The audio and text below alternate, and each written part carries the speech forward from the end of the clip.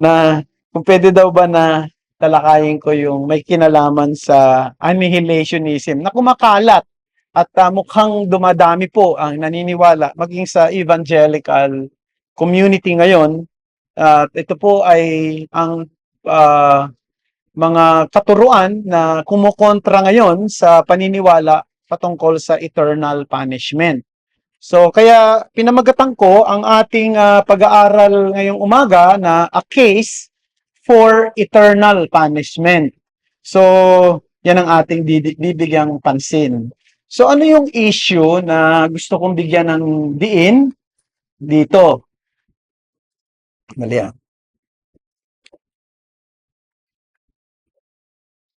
Ayan. So ang issue ay ito.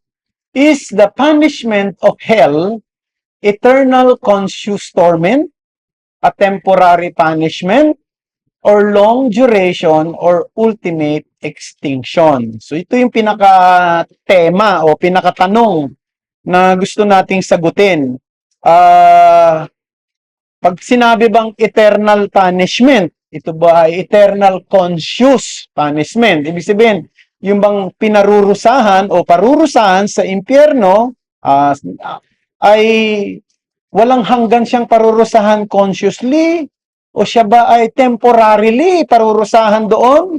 Pwede nating sabihin na pag sinabing eternal, ang ibig bang sabihin nun ay talagang forever or long duration? Yung pwede nating sabihin mahaba. O ang ibig sabihin talaga ng hell ay extinction. Ang ibig sabihin, symbolic lang yung gamit ng hell na ang ibig lang talagang sabihin yan ay kapag ang isang tao dinala sa impyerno, ibig sabihin nawala lang talaga siya. Sabihin nag-extinct, naglaho siya. So hindi na siya iiral pa, parang ganon. Kasi yan ang kumakalat na katuruan even among evangelicals ngayon. Yung bang idea ng eternal punishment ay katulad nung idea natin ngayon, 'di ba? Halimbawa, 'di ba ngayon pag sinasabi na ang parusa sa isang taong gumawa ng ganitong krimen ay life imprisonment. Ibig sabihin ng life imprisonment, habang buhay ba talaga nandoon siya sa kulungan? Hindi naman, 'di ba? Kasi parang ano 'yun eh.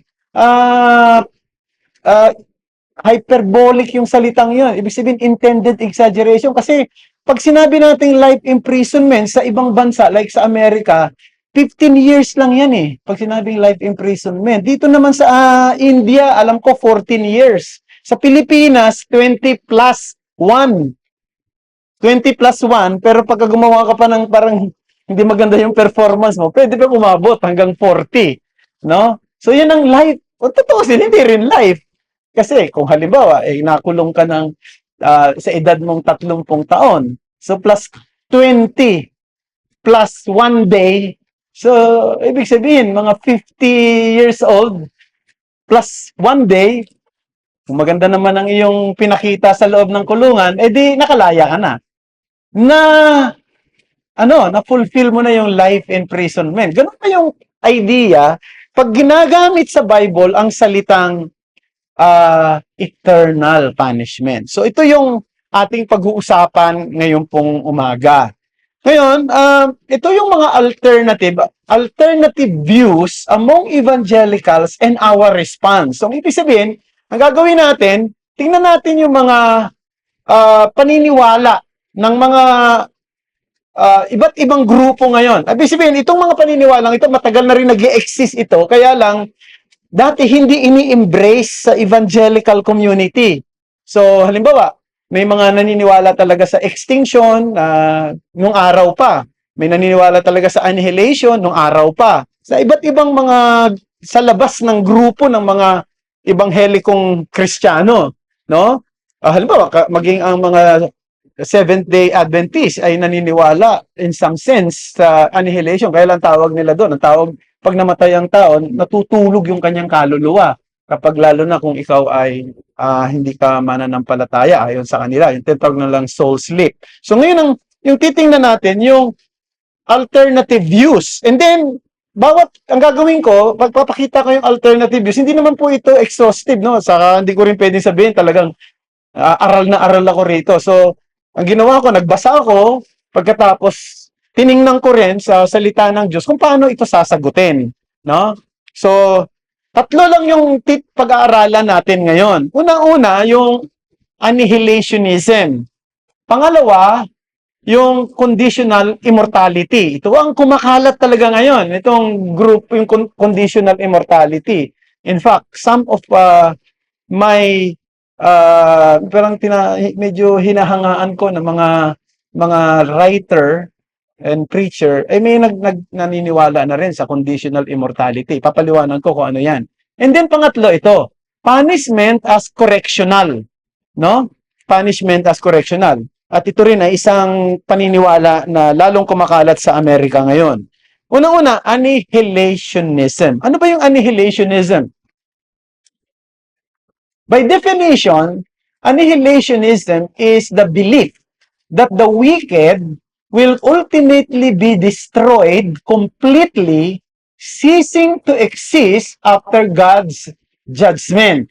So, ang paniniwalang ito, merong judgment day. Pagka ikaw ay unbeliever, kapag ikaw ay hindi Kristiyano, wala kang relationship kay Christ, wala kang union with Christ, yung sinasabing hell sa'yo, ang ibig sabihin mo, mag-e-extinct ka, mawawala ka na lang. Hindi ka na iiral. Mag-cease to exist ka. No? Yung ultimately, you will be destroyed. And yet, the destruction will be complete. No? And that is the judgment that God will give to you. Now, ano yung mga talata? Ilan sa mga talata na sumusuporta sa kanila pong paniniwala? Ito. Yan. Una, Matthew 10:28. Ang sabi rito, do not fear those who kill the body, but cannot kill the soul. Rather, fear him who can destroy both soul and body in hell. Yung ginamit na salitang destroy, ang ibig sabihin daw nun, annihilate. 'Di ba? Kapag sinira mo yung isang bagay, ibig sabihin noon, ayaw mo na sa kanya, wala na yon. Dinestroy mo na, winasak mo na. At hindi lang yon, pati daw katawan at kaluluwa. Yun ang sinabi sa Matthew 10:28, and this supports their idea of the so-called annihilation theology or annihilationism. Philippians 3:18-19. For many of whom I have often told you, and now tell you even with tears, walk as enemies of the cross of Christ. Ang sabi, their end is destruction. So another term, destroy, destruction. So mawawasak. So kung mawawasak ang kaluluwa, mawawasak ang pagkatao, mawawala siya. Yun lang ang ibig sabihin nun. Yun ang ibig sabihin. Philippians 3:18-19. At yan, sino daw yung mga yon? Lahat ng mga kaaway ng krus ni Kristo. 2 Thessalonians chapter 1, verses 8-9a. In flaming fire, inflicting vengeance on those who do not know God and those who do not obey the gospel of our Lord Jesus. They will suffer the punishment of eternal destruction. Again, sinabi eternal daw. Eternal destruction. Walang hanggang pagkawasak. Walang hanggang pagkawala. Parang ang idea nila ganito. 'Di ba? Kapag sinusunog mo yung isang bagay, gusto mo siyang mawala. Tama ba 'yon? Oh, magsunog ka ng mga damong tuyo. And ultimately, mawawala yan. Magsunog ka ng mga, kung ano-anong mga gusto mong sunugin. Katulad halimbawa ngayon, di ba? May mga sunog. So pag nasunog yung mga kasangkapan, nasunog yung bahay, di nawala. Something like that. Nawala na yung kasangkapan mo, nawala na lahat yan. And sabi nila, ganun daw yung ibig sabihin ng hell. Ang ibig lang sabihin ng hell, mawawala ka na. No? Annihilationism. Now, ito yung mabilis kong sagot doon sa ganitong klase ng paniniwala. If the wicked are annihilated after judgment, how do we understand biblical texts that describe everlasting torment and weeping and gnashing of teeth? Now, ulitin ko. Totoo na ginamit yung salitang destruction.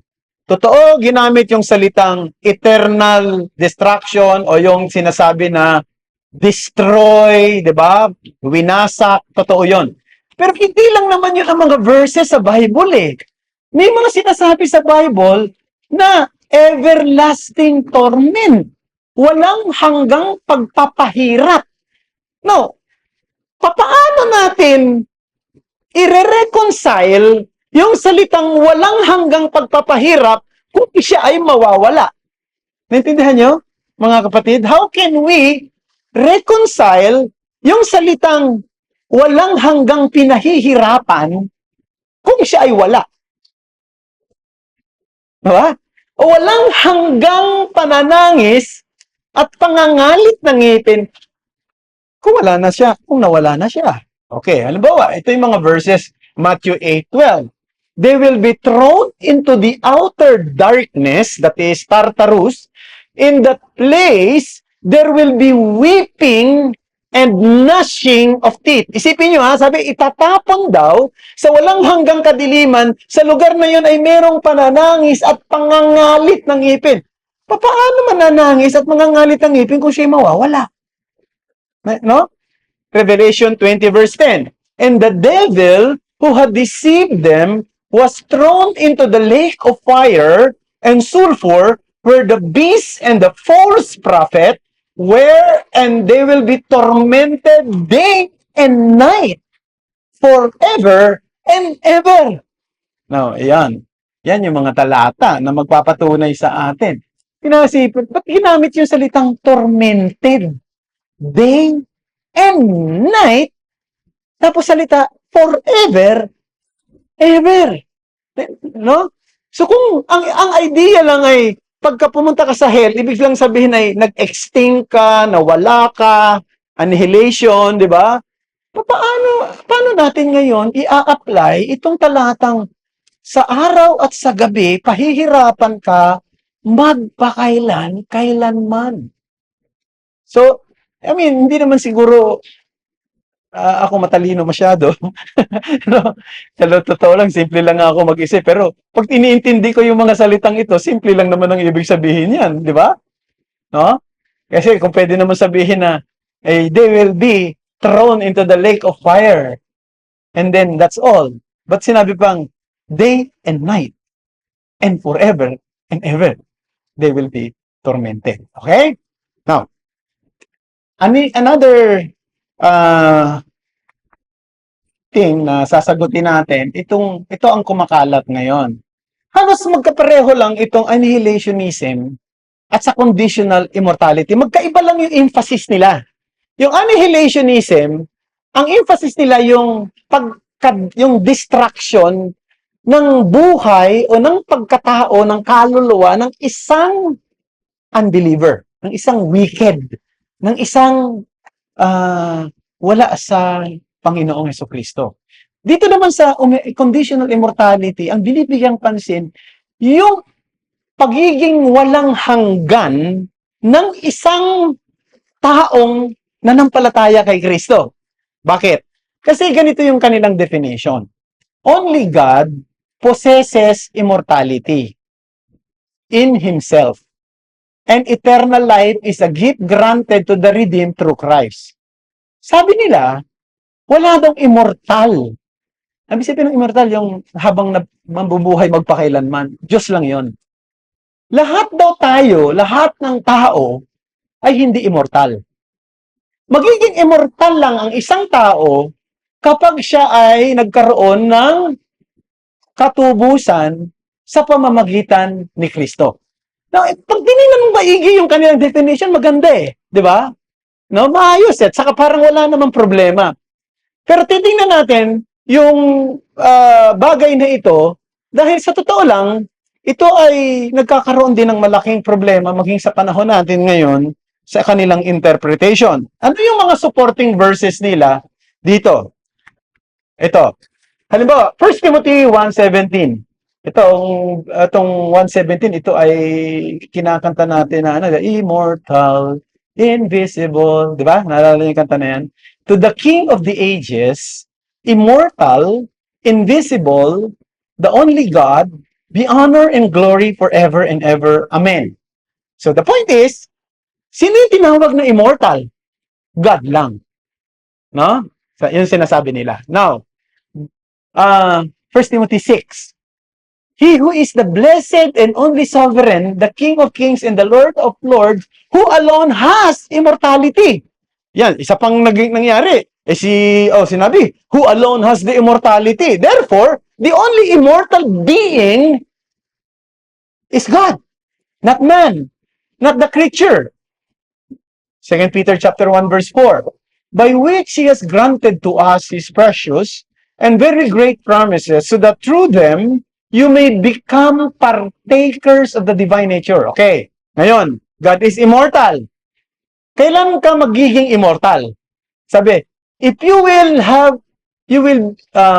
because of the precious promises of God, you will become partakers of the divine nature, having escaped from the corruption that is in the world because of the sinful desire. So, magiging immortal lang daw ang isang tao kapag siya ay nanampalataya kay Kristo, tumanggap ng pangako ng kaligtasan, ililigtas sa corruption ng makasalanang mundo, at ngayon, magiging partaker siya ng tinatawag na divine nature. So, ang punto rito, mga kapatid, ay pinapakita nila na those who do not commit themselves to the salvation offered them in Jesus Christ are simply denied a further impartation of life. Ibig sabihin, kapag hindi ka nanampalataya kay Kristo, mawawala ka rin. Mag-i-extinct ka rin. No? Mawawala ka rin. Bakit? Because you have no life. So the view has been gaining increased attention in recent years. Now, sino ang mga proponent nito? Pag-usapan natin. Ito ang mga proponent. John Stott. John Stott is the best-known Christian spokesman to be in favor of this position, largely on the basis of a chapter in his book co-authored by David Edward. Ito si David Edward, isang liberal scholar ito. In the book, Evangelical Essential, published in 1988. Pero pag binasa niyo po yung libro, I read, hindi ko binasa yung kabuuhan, ano? Pero meron akong, hindi ko nga makita ngayon dati, meron akong e-book niyan eh. May sinabi doon sa chapter, sa page 320, si Stott ng ganito, I do not dogmatize about the position to which I have come. I hold it tentatively. Even John Stott himself said, this is my tentative belief. Ibig sabihin, hindi ito absolute para sa akin. Ang nangyari, yung mga nagbasa ng libro ni John Stott, yung mga nakinig ng mga interview niya dati sa isang talk show sa UK, yun ang nagpakalat ng kanyang paniniwala, no? Na ito na nga ang tama, conditional immortality. Now, gusto kong sagutin 'yan, itong katuroang 'yan sa siguro sabihin na natin limang sagot ang gagawin ko, no? 5 response to this belief or the so-called conditional immortality. Okay, number 1, my response is this. This view was rejected by the Second Council of Constantinople. Ibig sabihin, the conditional immortality belief ay hindi nagsimula kay John Stott. Matagal na ito, no? In fact, matagal na kumakalat yan sa Roman Empire. Pero it was rejected in the Council of Constantinople in AD 533. While it is true that God is inherently immortal in his very essence, humanity is unique among all creatures in that man was created in the image and likeness of God. It is this distinction that sets human beings above the rest of creation. So my point is this. Yes, totoo, hindi tayo immortal in a sense. Meron tayo umiiral na nung unang panahon pa, hindi. Of course, umiiral tayo bilang tao noong tayo ay kinunsib ng ating mga ina sa sinapupunan niya. O noong si Adan ay nilikha ng Diyos at hiningahan at naging kaluluwang may buhay. Pero tandaan natin, sa lahat ng mga nilikha ng Diyos, ang tao lamang ang nilikha niya na sinasabing ayon sa kanyang wangis. Ayon sa kanyang likeness. Ang ibig sabihin, very unique siya sa lahat ng creation, and that gives us a hint. Something in man that is unique to all other creatures. Now, iiyak kayo kapag umiiyak yung namatay yung inyong asong mahal na mahal, no? Umiiyak kayo kapag yung pusa ay namatay, pero pagka namatayan, ibig sabihin wala na yan. Extinct, hindi na siya umiiyak. Pero ang tao, hindi. Nagpapatuloy ang kanyang buhay. No, bakit? Unique siya sa lahat. Nawala siya sa paningin mo ngayon, namatay ang kanyang physical na katawan ay maaagnas at mawawala. Pero yung kanyang mismong kaluluwa ay nagpapatuloy. That makes him unique, no?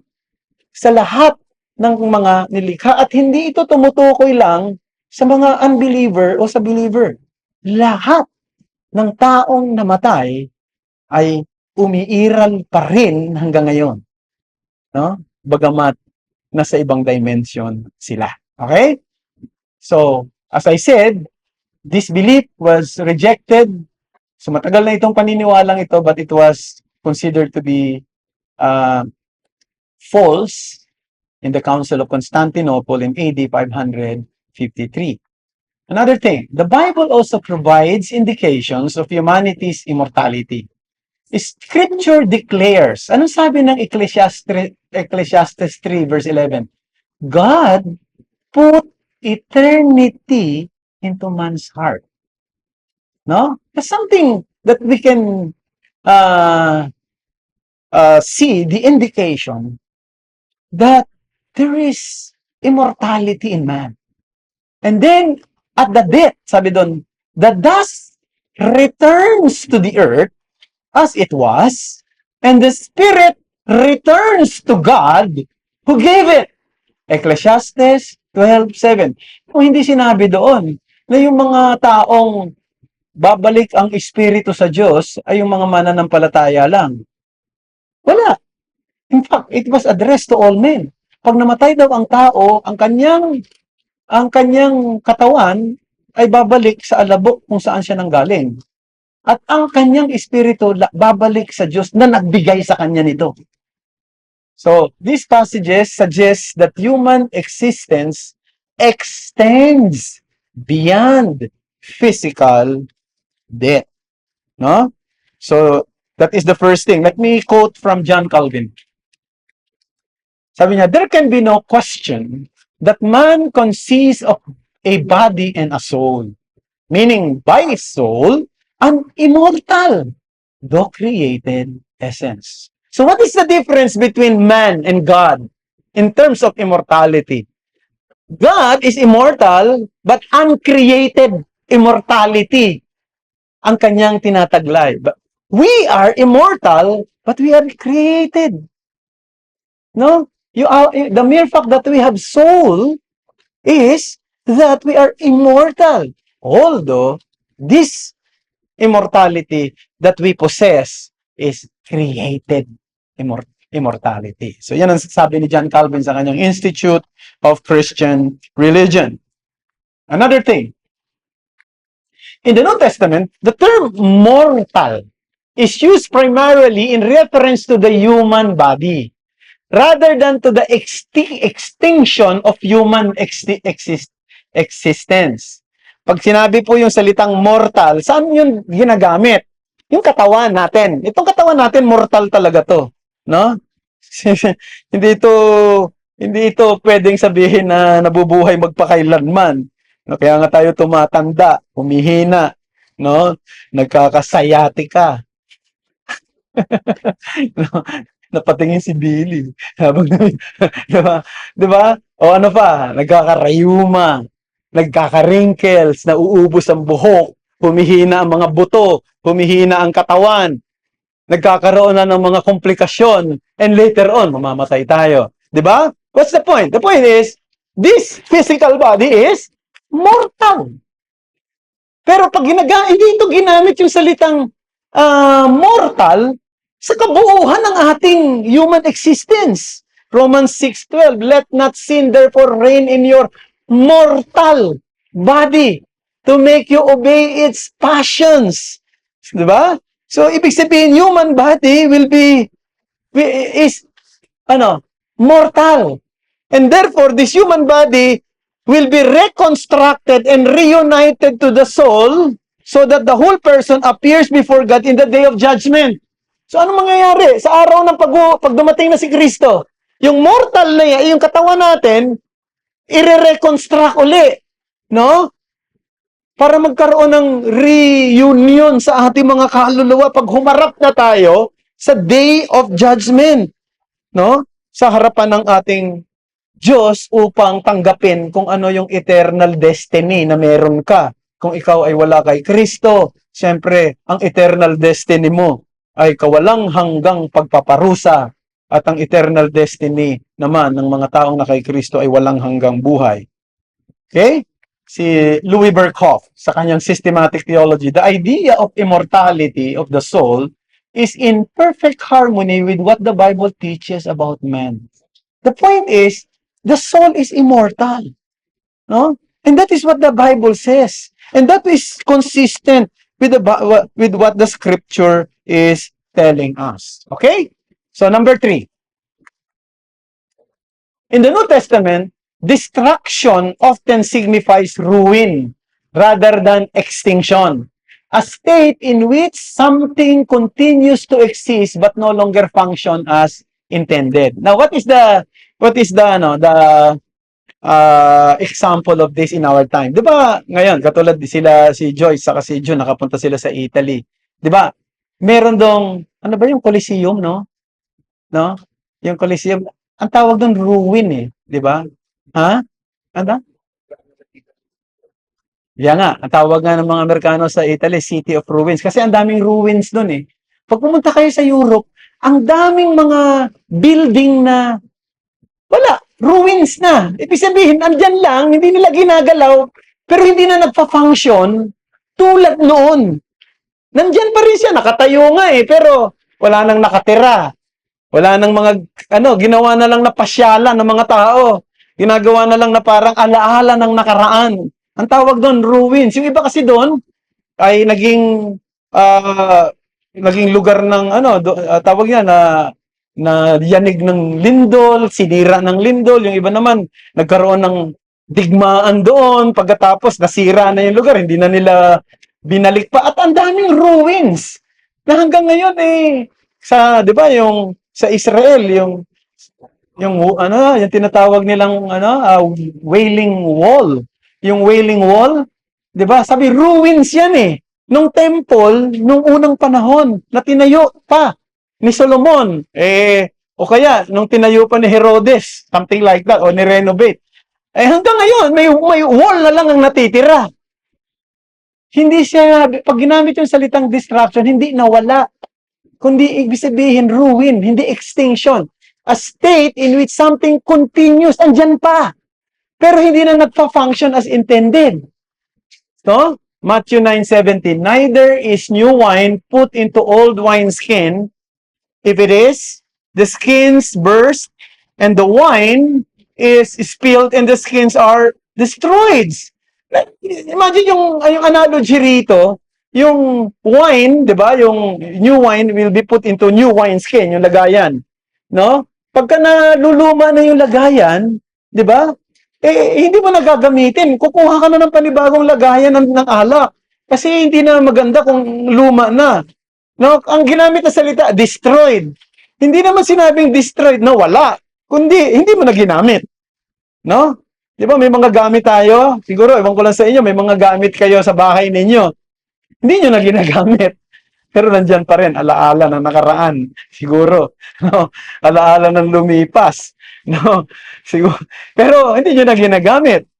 Anong ibig sabihin? That's the term destroyed is being used in the Bible. Not extinction, not annihilation. No? 2 Peter 3 verse 6, and by the means of this, the world that then existed was deluged with water and perish. Or look at that word, perish. Ito daw world, no, that then existed ay nagkaroon ng malaking dilubyo ng tubig. At sabi, na-perish, napahamak. Ngayon, ang tanong ko, nawala ba yung mundo? Nawala ba yung earth? Andito pa rin. Pero sabi, it was perished by the deluge of water. So, ang point dito, mga kapatid, hindi ibig sabihin ay extinction, no? Kundi ibig sabihin ay ruin. It is no longer functioning as it is. The point is, kapag ang isang tao wala kay Kristo, namatay siya nang wala sa Panginoon, no? Iiral pa rin siya, pero yung intensyon bilang tao na nilikha, wala na. He will no longer be functioning as God intended him to be. Because he is forever tormented and perish in hell. Yun ang ibig sabihin. Okay? And then, in the Bible, death does not primarily refer to the termination of existence, but to separation. The opposite of immortality is therefore not extinction, but eternal death. In biblical usage, both life and death describe modes or states of existence rather than the cessation of being. So, yan ang isang bagay na dapat nating maintindihan, 'di ba? Ano ang opposite ng immortality? Hindi extinction, eternal death. Kaya sabi ko kanina, katulad dun sa annihilationism, pagka sinabing annihilation, nawala ka. Paano natin i-reconcile yung sa salitang forever torment, day and night? Diba? So, yun yung sinasabi ko. Ngayon, pumunta tayo sa pangatlong posisyon among evangelicals at gusto rin nating sagutin. At ito ay kumakalat din ngayon sa Amerika. Ang tawag dito ay punishment as correctional. No? Parang correctional, 'di ba? Kaya alam mo yung tawag sa mga kulungan, 'di ba? Sa mga babae, correctional or ano bang tawag niya? Penitentiary. Okay, pero yung sa mga babae tawag nila correctional. Ngayon, ang paniwala nila ganito. Eternal punishment, at ginamit yung salitang Greek na Ionius,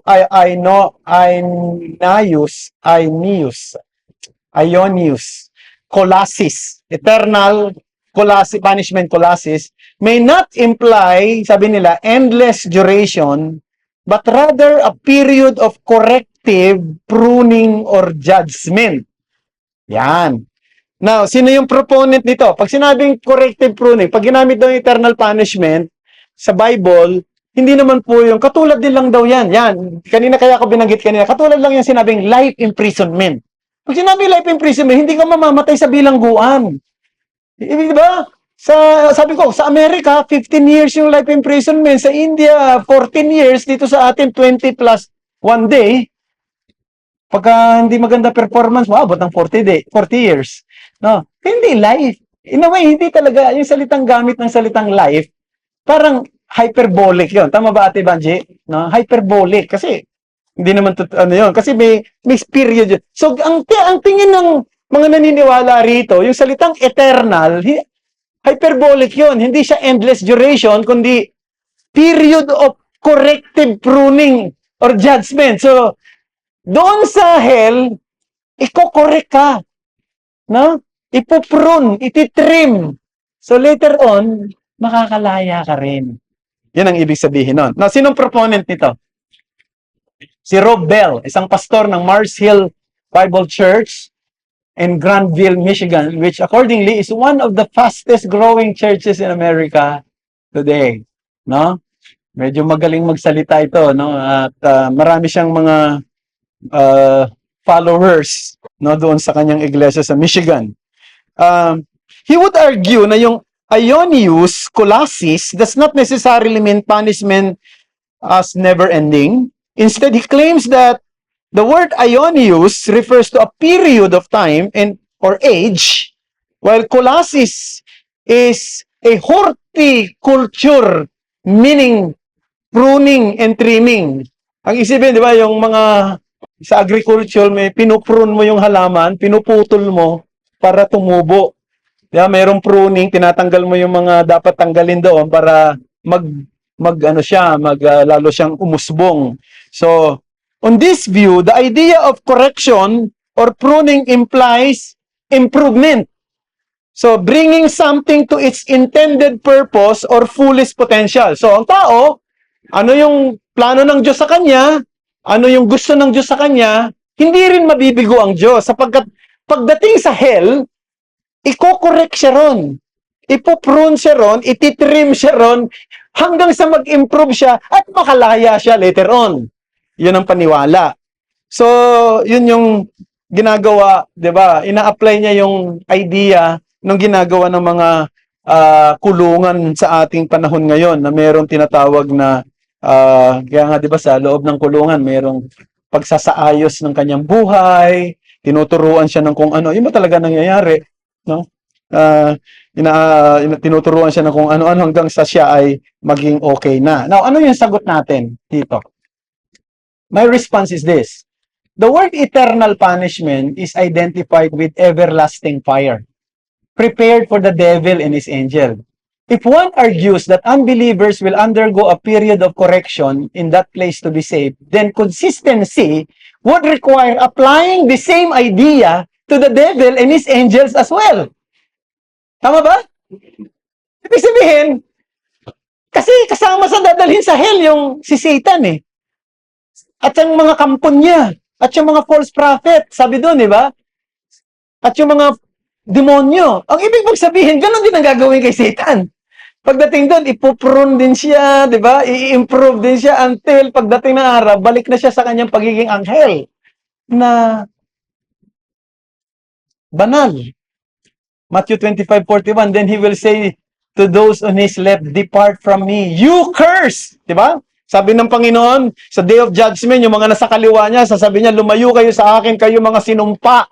Sa walang hanggang apoy na inihanda para kanino? Sa diablo at sa mga anghel. Eh kung ang hell is a place of correction, trimming, pruning, improvement, and development so that later on you will be released and be a good man and a good person. And therefore, this could also be applied to the devil. This could also be applied to the angels, the fallen angels. Diba? So, yun ang magiging kaisipan natin. And then, another thing, Jesus often refers to hell, or the fiery furnace, or everlasting fire, as the place of retribution rather than correction. Kailanman hindi ginamit ang salitang impyerno para i-correct ang tao, para i-improve ang tao, kundi para parusahan. Ang tawag doon, retribution. No? Retribution. Matthew 13:41-42. Basahin po natin. The Son of Man will send His angels, and they will gather out His kingdom, all causes of sin and all lawbreakers, and throw them into the fiery furnace. In the place there will be weeping and gnashing of teeth. So it will be at the end of the age. The angels will come out and separate the evil from the righteous and throw them into the fiery furnace. In the place there will be weeping and gnashing of teeth. Hell is not a place of probation, but a punishment. It is not a place where people are sent to learn the lesson, to pay the price, but to pay the price. So hindi ito isang social engineering o device para ang isang masama ay magiging mabuti. Kahit naman dito sa ating bansa, 'di ba? Yung mga correctional at penitentiary, hindi naman natin pwedeng sabihin ito talaga ay lugar para ikaw ay gawing mabuti. Ang totoo, ito ay lugar para ikaw ay parusahan. Tama? Nagiging mabuti ba yung tao doon sa loob? Meron din. Pero minsan nagiging lugar din ng drug syndicate. Yung lugar mismo ng 'di ba? ng kulungan. The Bible nowhere teaches that hell is meant to serve this kind of purpose. Instead, hell is the place where retribution is being applied to the rebels by the God who never tolerate evil or wrong. No? So the conclusion is this. The duration of hell is not simply because of how we were made, eternal beings, but because of what we have done, sin against the eternal God. Bakit eternal? Bakit eternal? Naisip niyo ba yun? Because we sin against eternal God. Okay? So, very unsettling, it might be, pero gusto kong sabihin, when we talk of hell, hell is a sermon that declares the infinite value of God's glory. Ang halaga ng kalwalhatian ng Diyos ay hindi kayang sukatin, mga kapatid. Kaya nga, ang pagkakasala sa hindi masusukat na Diyos, sa kanyang kalwalhatiang walang hanggan, ay nangangahulugan ng walang hanggang kaparusahan. Sabi ni Eric Raymond sa kanyang librong Is Hell for Real? Sabi niya, hell says, God's holiness does not compromise. God's love does not open to bribe. God's righteousness is wonderfully inflexible. God's goodness is perfect goodness. Is a perfect goodness. So, sa pagtatapos lang, mga kapatid, very serious ito. No? Hindi ito isang nakakatawang bagay pag pinag-uusapan ng hell. Minsan, nagiging ginagawang katatawanan ng iba yan eh. Lalo na doon sa mga taong binabaliwala yung kanilang pangangailangang pangkaluluwa, no? Yung iba pa nga, ginagawang biro eh. May narinig ako nagbibiro na, ha? Doon sa hell? Sabi, meron daw pangangalit ng ngipin, paano pagbungi? Imagine mo yan? Ginagawa nilang katatawanan? Mga kapatid, hindi ito isang bagay na joke, no? Siguro, kung gusto mong sagutin yung mga ganyang mga tao na mahilig gumawa ng mga stupid joke, pwede nating sabihin, God will provide a teeth for you para mangalit ang ipin mo on that day. What does gnashing of teeth mean? Huh? What does weeping mean? Weeping means, di ba, pain. What does gnashing of teeth mean? Means angry. So, anong karakter ng mga tao doon sa hell? Mga taong nahihirapan pero galit. Nahihirapan pero naghihimagsik. Nahihirapan pero rebelde pa rin ang kanilang kalooban sa harapan ng Diyos. Kakalungkot yan, di ba? So, wag natin i-treat ito casually. People need the Lord. People need Christ. Kailangan ma-rescue ang tao sa impyerno. So, isipin natin mga mahal natin sa buhay. Isipin natin mga kaibigan natin. Nawawala pa kay Kristo. Di ba natin naiisip na delikado ang kanilang kalalagayan? No? Wala nang ibang paraan para maligtas at hindi makarating ang isang tao roon, kundi makilala niya si Kristo. Sapagkat si Kristo, tinanggap niya yung hell sa kanyang katawan nung siya ay namatay doon sa krus. Kaya ang sino mang nanampalataya kay Kristo, hindi na tatanggapin at marakarating sa hell. Yan ang dapat nating tandaan.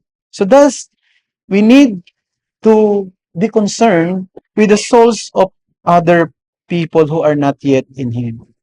So, this is something serious. The sovereign announced, I have given you a chance to escape, but you failed. No? There is no way out in hell.